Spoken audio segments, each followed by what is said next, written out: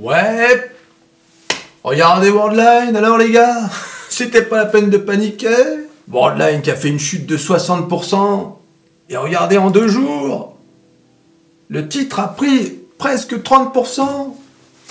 Hein, pour ceux qui ont saisi l'opportunité de rentrer, hein, en général, comme je vous ai dit dans ma vidéo sur Worldline il y a 2 jours, généralement il y a toujours un rebond qui suit une telle chute. La chute était largement exagérée. Une chute d'algorithme, une chute de robots. Ces robots, franchement, ils ont aucune âme. Ils ne sont pas comme moi, habités par l'esprit de l'oseille.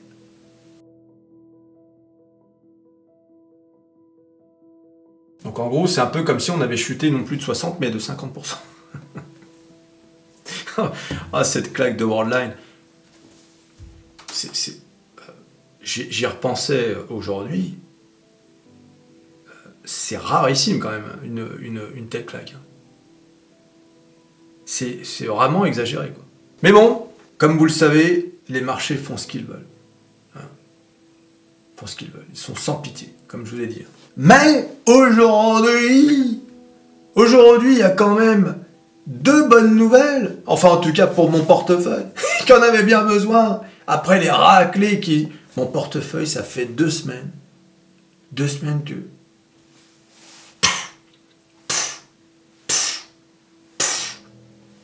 Il y avait besoin... Il y avait Microsoft. Mais bon, t'as vu, lendemain, bing, un moins 4%. Là... Et je parle même pas de téléperformance dont on parlera ce week-end. Mais là, 2 bonnes nouvelles. Oui, mais on va voir ça où? Sur le meilleur site de bourse et de finance, j'ai nommé métamorphose47.com. Oui, ami.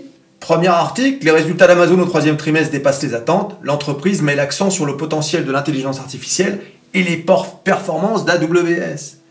Deuxièmement, Intel. Intel dépasse les attentes du marché sur les résultats du 3e trimestre et montre des signes de reprise. Donc là, on revient un peu en arrière sur le graphique d'Amazon, hein, pour voir un peu où on en est. Là, c'est la fameuse chute de 2022, bien sûr. Et puis, comme tout le monde, hein, les 7 fantastiques, début 2023, bing, on monte quasiment en ligne droite. Et bien sûr, comme tout le monde, depuis mi-septembre, bing, hein, là, on est en train de chuter et on est revenu dans cette zone de support. Alors... si on fait un petit zoom là, hein, parce que Amazon, au moment où je vous parle, est quand même à plus 7% dans un marché qui est quand même pas terrible. Donc ça, c'est une bonne nouvelle. Alors, est-ce que ce 7% va tenir ou est-ce que ça va faire comme Microsoft, c'est-à-dire 7% le jour de la nouvelle et puis derrière, bing, on rejoint les autres dans le wagon pleurniche? C'est ça la question. Ah, ça, c'est sûr que si tu écoutes les OMA, ça y est. C'est la fin du monde quasiment. Je sais pas si tu as vu là, les OMA. Alors eux, en ce moment, ça fait depuis septembre. Tu lèves la tête, il y en a forcément un au-dessus de toi. N'écoutez pas les OMA. Voilà, donc en tout cas, c'est plutôt une bonne nouvelle. Donc bien sûr, le Amazon qui est à 127, 128 $.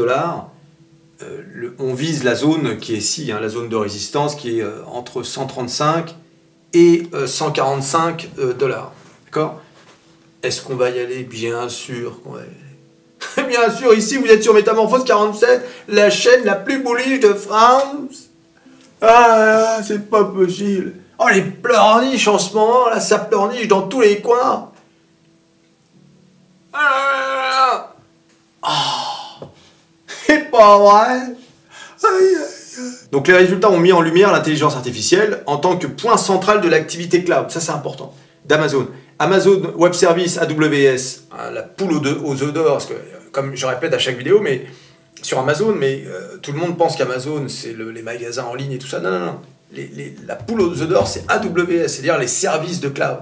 Hein, c'est là, par exemple, c'est utilisé par des grosses boîtes, comme Netflix utilise AWS. Donc c'est pas le petit serveur en banlieue parisienne. Le PDG Andy Jassy a souligné l'immense potentiel de l'intelligence artificielle, la décrivant comme une opportunité et là, tenez-vous bien, c'est ça qui nous intéresse, l'oseille de plusieurs dizaines de milliards de dollars pour AWS. Vous vous rendez compte? Où cette oseille? Dans ma poche. J'ai de la place.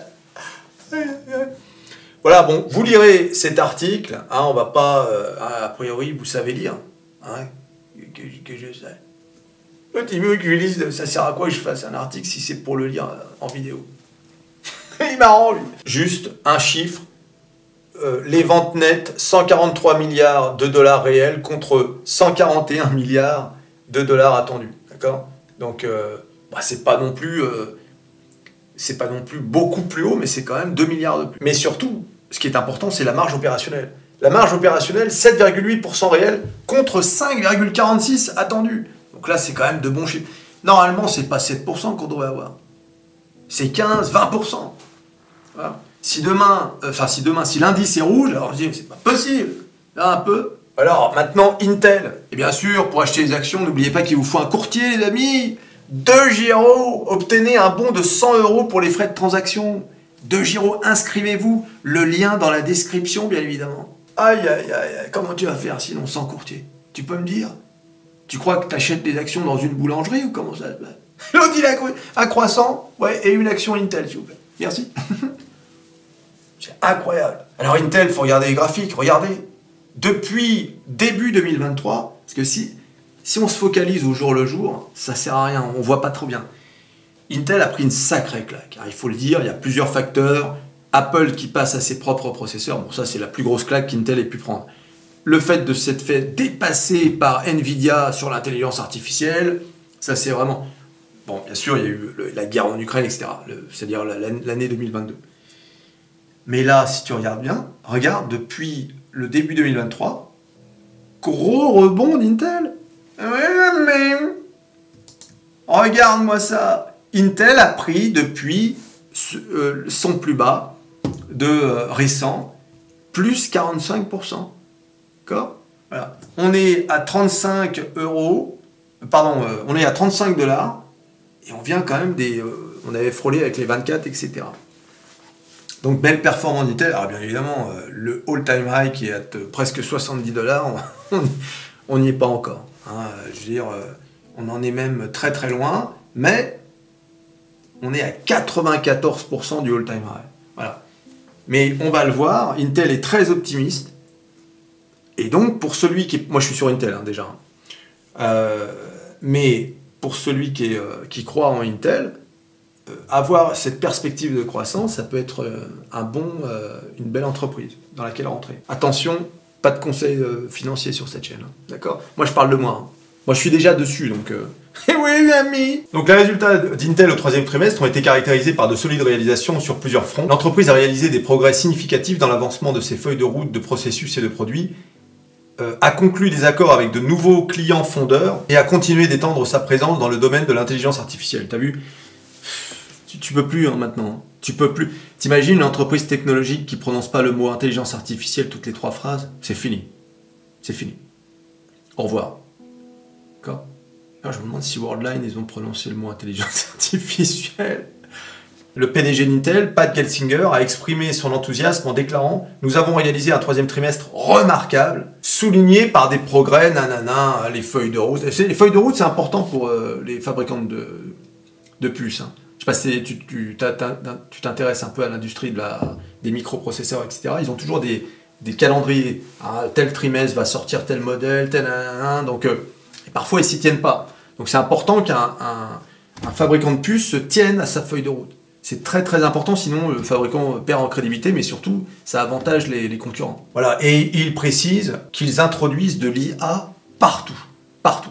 Voilà. Même dans leurs chaussettes. Voilà, donc Gelsinger a souligné l'engagement d'Intel dans sa transformation dans le cadre de la stratégie IDM 2.0 en se concentrant sur l'amélioration de l'exécution et le respect des engagements clients. Ouais, bon, ça, c'est le blabla des PDG. Alors c'est sûr qu'ils vont pas nous dire nous ne nous concentrons pas sur l'amélioration des relations avec les clients. Ah, on en a rien à foutre. Voilà. Les clients, bah tiens, qu'ils aillent se faire foutre. Je dis, en conférence de presse, les clients, on n'en a rien à faire. Laissez-nous tranquille. Le PDG qui pète les plombs, tu sais. Ah bah là, c'est pas moins 60%. Voilà, donc comme d'habitude, hein, il faudra lire le détail. Hein, il y a le détail, il y a tout. Regardez, Intel a annoncé un chiffre d'affaires de 14,2 milliards de dollars au troisième trimestre et un bénéfice par action ajusté de 0,41 $, dépassant les attentes des analystes qui prévoyaient un chiffre d'affaires de 13,5 milliards. On n'est pas énormément au-dessus, mais bon, 14,2 contre 13,5. De toute façon, il faut être au-dessus. Hein. Les analystes, tu sais. Envoyez la vidéo du boulanger. Tiens, je vais la republier en short pour vous rappeler la vidéo du boulanger, le pauvre boulanger. Qu'on lui demande, tu sais, à qui on demande de faire plus de baguettes que le mois d'avant. Les analystes. Et alors, c'est vraiment terrible. Le marché n'y arrive pas cette semaine. Regardez les analystes. Regardez-moi ça, le S&P 500 qui a commencé dans le vert, et là on est à 0,55. Le Dow Jones qui baisse, bon c'est aussi parce qu'il y a une news sur JP Morgan. Le Nasdaq qui avait commencé fort et qui se retrouve avec un minable plus 0,29, tu vois. Et toujours hein, pour les mêmes raisons. Hein. L'incertitude de la Fed, les taux d'intérêt sur les bons à 10 ans, et on a touché les 5%. Hein. Là on est à 4,8. Donc si on regarde les valeurs, il y a un peu de vert, voilà, c'est du vert léger, quoi. C'est du vert de vendredi soir, quoi. Tu vois, c'est 0,47 pour Tesla, 0,50 pour Apple, 0,31 pour Microsoft, Google dans le rouge, qui s'est même pas remis de sa raclée de cette semaine, Amazon 7, Meta, bon bah qui était repassé sous les 300, Meta. Donc c'est pas bon, mais quand même qui est à 2 plus 4, plus 2,4.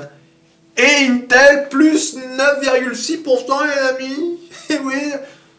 Il y a encore du chemin à faire, hein. Comme je vous l'ai dit, il y a tellement à parcourir pour Intel qu'ils peuvent bien avoir un plus 10% dans une séance. Sûrement que la prochaine, elle sera à moins 5. Oui. Dans un marché baissier, j'entends.